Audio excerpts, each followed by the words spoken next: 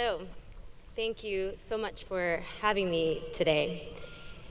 I read about Pasadena City College first in a book, one of my favorite books called The Distance Between Us, which was actually written by one of your most distinguished alumni, Reina Grande. So it is a really honor and a privilege to be addressing you on your commencement. As I think back to my own graduation day, first of all, it was a near miracle that I even went to college. I was undocumented, and this was 2005. So my graduation was both a time of great joy, because it was no easy feat to graduate as an undocumented student with honors in 4 years, but it was also a time of great uncertainty. This was before DACA, which is the program that allows certain young undocumented people to work legally in the country. So I was scared. And I don't remember much about my graduation other than the thoughts that were in my mind.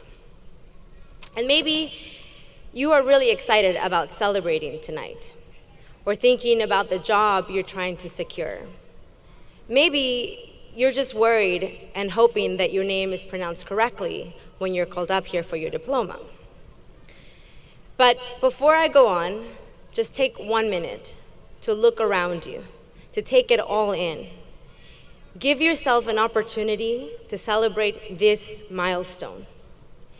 If you are like me, those things that you are thinking about or worried about, they will be there tomorrow. So take this in. And remember that however uncertain the future might seem, as it did for me, your hard work and your dedication and your abilities have taken you this far, and they will continue to carry you forward. So class of 2017, congratulations.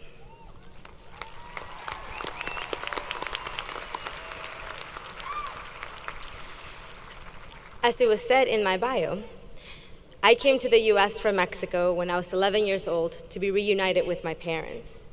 And we all came here in search of that wondrous American dream. My mom loves this country so much that she'll tell me, "Mija, even bacon tastes better here." Both of my parents believed that there was this pretty straightforward formula for attaining the American dream. You work hard, and you stay out of trouble, and ta-da, the American dream comes raining down on you.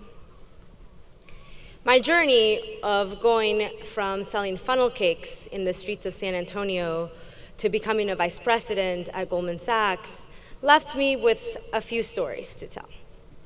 So I want to share 3 short stories with you today, and the lessons that life taught me from having those experiences. The first story takes place in Chicago.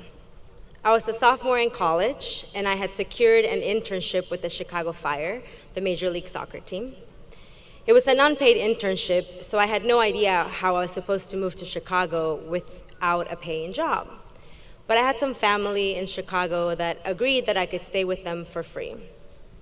I often think about that stereotype when they say, "Oh, there were 20 Mexicans deep in an apartment." And I think that's actually a beautiful thing about my culture, because what it says is that I would rather live in a cramped apartment than leave my family behind. Yep.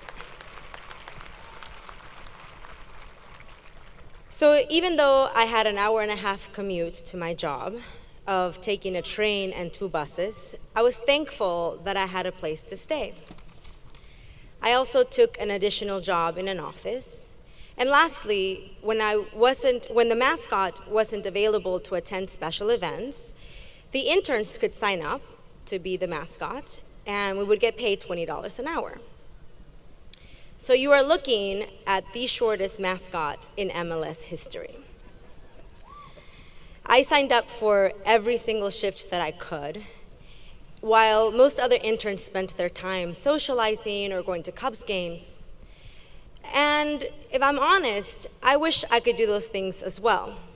But I had to work to make ends meet to continue pursuing my goals. And to be honest, I kind of hated being the mascot. It could get over 100 degrees in Chicago, and I was covered head to toe. Plus, the kids wanted me to carry them, like 5-year-old kids that had no business being carried. But you know what? Later on, when I was applying to internships and jobs on Wall Street, everyone wanted to know what it was like to be an MLS mascot. And I am convinced that being the substitute mascot was the experience that most stood out on my resume. I had the grades, and I had the community involvement, and I had everything else that every other resume had. But then I also had this unique experience that no one else had. So the first lesson is to be flexible, because life seldom moves in a straight line. Take pride in every odd job that you may have had to do in pursuit of your goals, however awful it might feel at the time. Because you never know, it might be the experience that gives you the cutting edge. Graduating from community college is something that you should be proud of and celebrate, and tell everybody that you know that you graduated from Pasadena City College. Because this is one more challenge that you've had to overcome. This is one more step that you've had to take, and you should take pride in that. Not to mention that you're graduating from one of the top 10 community colleges in the nation. Yeah.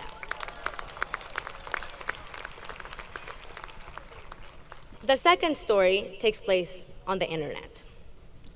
Growing up, my parents fed me a steady diet of the American dream. As I mentioned, they believed that there was a straightforward formula. You work hard, you stay out of trouble, and the American dream is waiting for you. But they forgot to factor in that when I turned 14 years old, the visa that I used to come here expired, and I became undocumented. Now, when I found out that I was undocumented, I didn't immediately think that the formula wouldn't work. I loved math, and I thought, I can balance out this formula. And if I work harder, the American dream will still be waiting for me on the other side of the equal sign.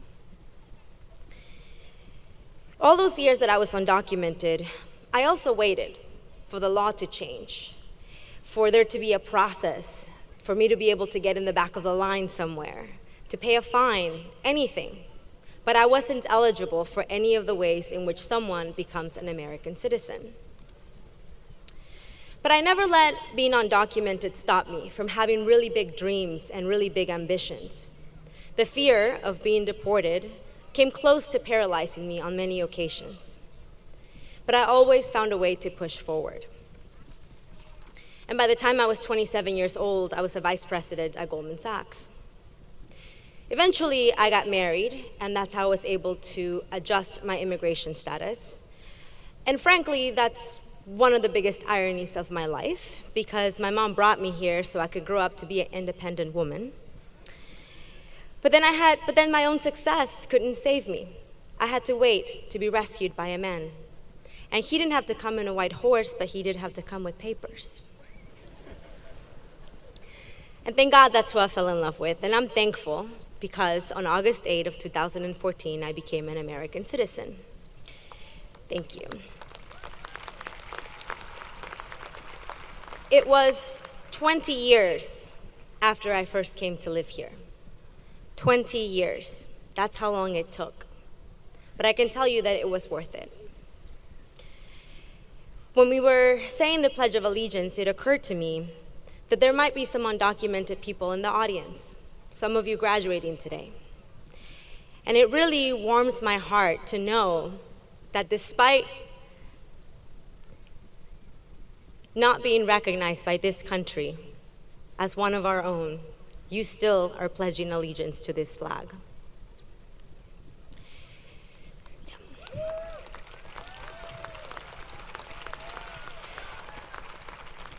Now that I am a U.S. citizen, I have shared my story all across the country and in my book.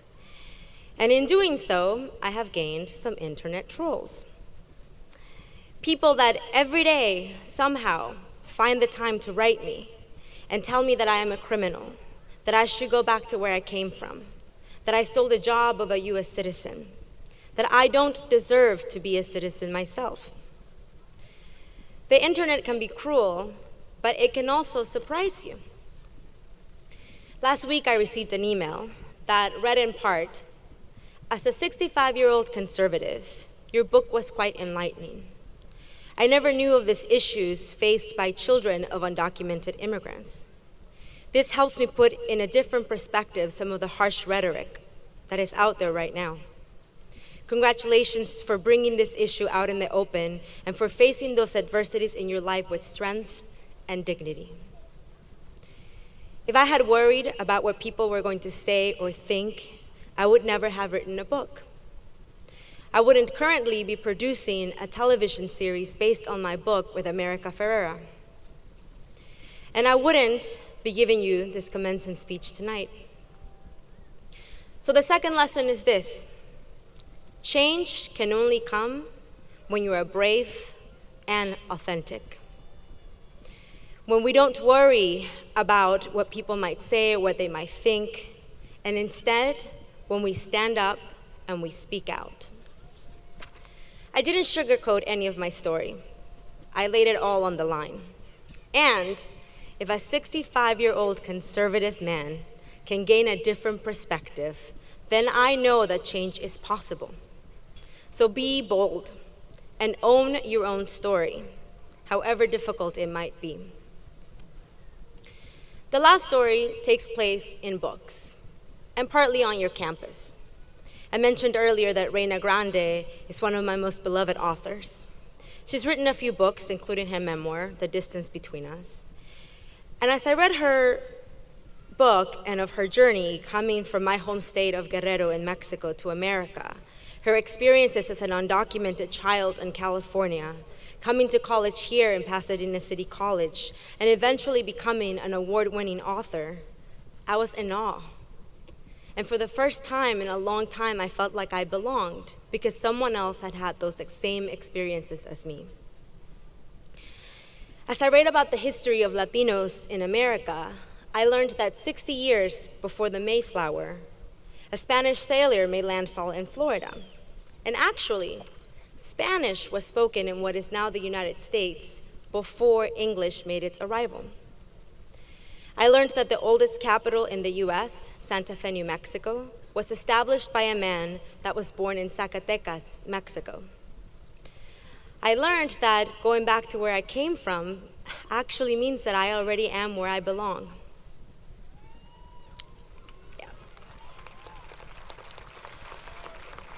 So the third lesson is this: learn about your history. Go beyond the textbooks. Learn of where your ancestors came from, the contributions, the great contributions that they have made to this country, and be empowered by it. So class of 2017, be flexible, because life seldom moves in a straight line. So just keep at it. Keep pushing forward. Be empowered by your history, because history doesn't just tell us of the past, it frames our future. And be bold, because your experiences are powerful and they could create change. Lastly, and I'll leave you with this, remember always that you already embody everything you need to succeed. Congratulations.